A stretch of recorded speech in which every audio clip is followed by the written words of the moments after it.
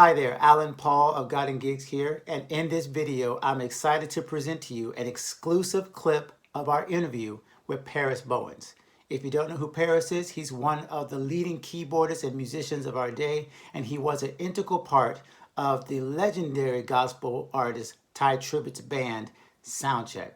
In this interview, he's going to talk about how he met Tye, how he even spoke into existence his desire to work with Tye Tribbett, and how he overcame his fears once he got the position. And he's going to tell you how he continues to evolve as a musician and how he connects his faith with his practice of becoming the best musician he can be. Now, before I show you this clip, I want to make sure you subscribe to the God and Gigs show. This is not the entire interview. The entire interview is mind-blowing as Parris shares so many tidbits and spiritual insights and practical insights from his life. So before you forget, go ahead and look at the notes below in the description and subscribe to the God and Gigs show so you can hear the interview in its entirety. But I wanted to make sure that you saw what is coming, what you're going to hear when you listen to the entire episode. So this is a clip from that episode. So check this out, watch the whole thing. I'm sure this is going to bless you and inspire you.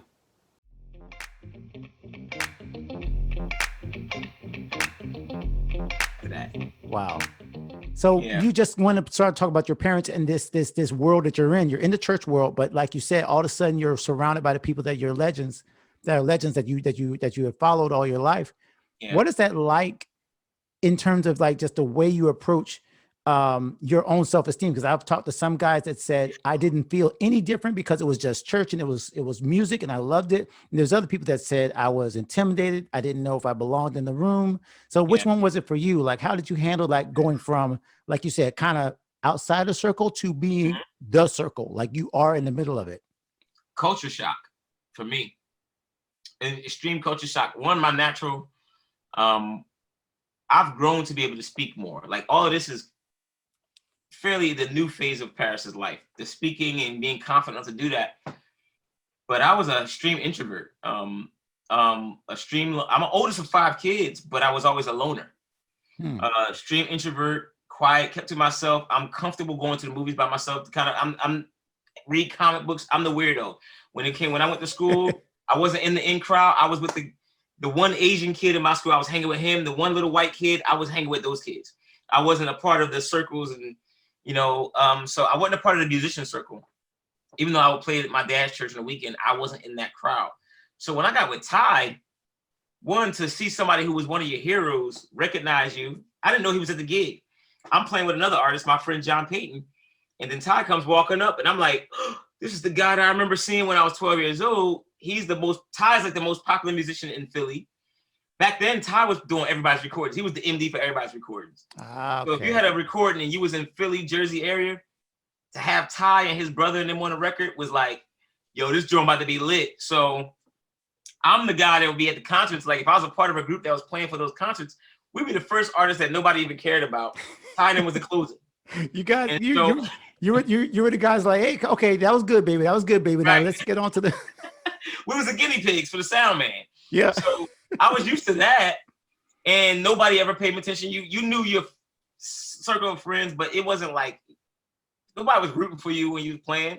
When I got with Tye, I went from being, relatively nobody in the audience when you're playing to now when you play with Tye, people are crowding around the instruments and I'm like, what in the world is this? And for me, it was a major shock to my system. And it really actually, at one point, I'll never forget, I went to Tye a couple years in and I said, bro, I don't know if I can handle this. Like, it's a little bit too much. I'm afraid.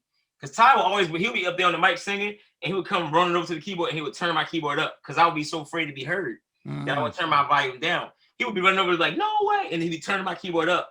And I'll be like, trying to have my keyboard behind the curtains on the stage. I mean, they broke me out of my shell. And I think the majority of my time with Tye, I was under massive intimidation because he was also, when he came out, he was so different from the industry. So it was like we got pushed to the forefront. We would do concerts with artists that were the closing acts that would say, we're not closing after them. They're closed. Like the headliner would be like, I'm not going after them. So we're going to go and then they'll go. And so we were always the front.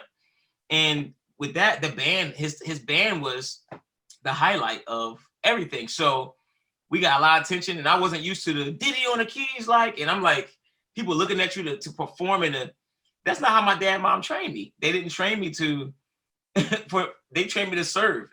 So I wasn't used to all of that. It was a lot. How did you start to navigate that? Because I know I was going to bring that up. I love the fact that you went straight to the fact that even when you wrote in the book, I remember that you put that in capital letters, that you felt fear, like you had to overcome that fear, and Tye helped you to see that serving. I'm saying this myself, and hopefully I'm wording it right for you. Yeah. Serving at that point meant stepping forward, like to serve him and to be the guy that he needed you to be, to serve those people and to serve and to present the gospel the way he needed you to step up. And that was actually you casting off the spirit of fear, you know, and taking your authority and all that kind of stuff, all those words. Right. But I kind of want to get to, because I always think of the musician that's listening, right? I'm sure there's a musician that's listening that said, oh, well, I would love to have that problem. I would love to have the problem of having to navigate fear and dealing with intimidation on that stage. What do you say to the guy that's still dealing with that intimidation and they're not on the stage? Like, they haven't made it yet. They haven't made the connection, and they're thinking the reason why I can never make it is because I don't belong there. Like, they're thinking, you know what I mean? So what would you say to that person who's like probably listening to you right now saying, you know, I'll never be picked. I'll never be the guy, even if I'm practicing, even if I got the skill. Like, he's the one that's hanging in the back, is not even going to touch the keyboard because of that. What would you say to that person? Well, that's big. First, I always tell people, well, for one, when I had to deal with Tye, I went to him and told him I was afraid.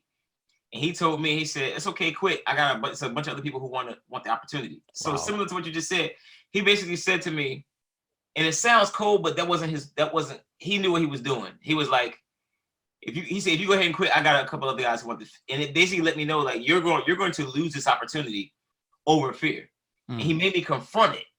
And basically at that point, I had to make a decision. Am I going to let my fear take this opportunity from me and give it to somebody else? Or will I face it and then, and then move forward and build some muscle? And so I ended up making a decision, like, no. And so it forced me to face it. One of the main things that helped me with that was preparation. I practiced a lot. And I learned some things, like, so to the person who doesn't feel like they belong, the first thing is you have to ask yourself, are you anointed for it? Is this something that you're supposed to do? And a lot of times people want what they see other people have. Doesn't quite mean it's what you're supposed to do. And I forget, I think might have been Miles Monroe said, a tree doesn't eat the fruit that it bears. And basically, apple trees don't eat apples. In order to produce apples, they don't eat apples.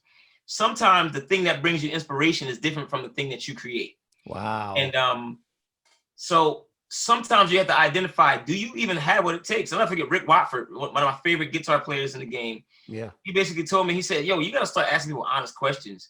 Do you have what it takes? Like, and when you cast the fear aside and things like that, okay, I can hear my son, he about to come. Y'all get Patrick, please. But he'll slam that door open. Anyway, but sometimes you have to literally, when you cast the fear aside, ask yourself at the core, do you love what you do?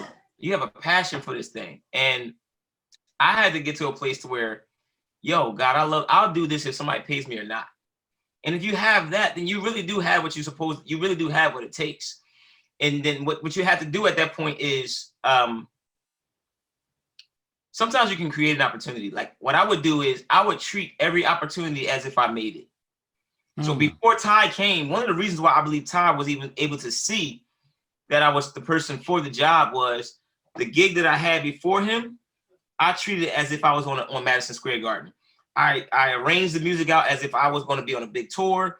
I directed the band in a certain way, and I played we was in a church in West Philadelphia, born and raised. We was in a church in West Philadelphia on a Friday night.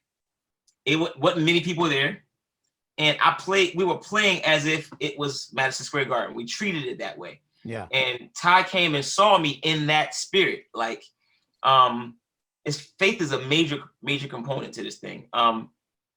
People ask me, how did you get where you got? I was like, faith is the main thing. Yeah, practicing and doing what I do in that regard, that's the works to go to your faith. Yeah. But do you have the belief that you can be on that stage? When I saw Tye at 12, I said, I'm gonna play with him.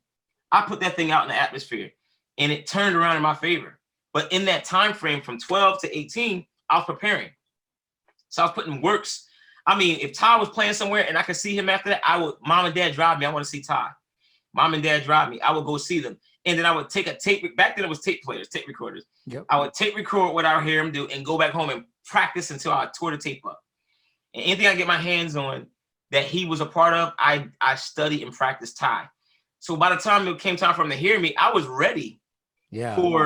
I had already put the faith in. I had put the work in to go with my faith. And then it literally supernaturally turned around. And I would have never known that I would have had a 10-year career with him. Some of his biggest and most important records that really launched his career. No way I wrote that with him. It was something that I sat down on the keyboard one day. I'm playing the idea out, and then he starts writing to it. And that became one of the first things that catapulted his whole career. So faith is a major. I would tell him, have faith, like, start declaring, speaking certain things, but then not just that, have the corresponding action to go with it. If you really believe you're going to do something, prepare for it the way you believe. You know what I mean? So you can have what you say.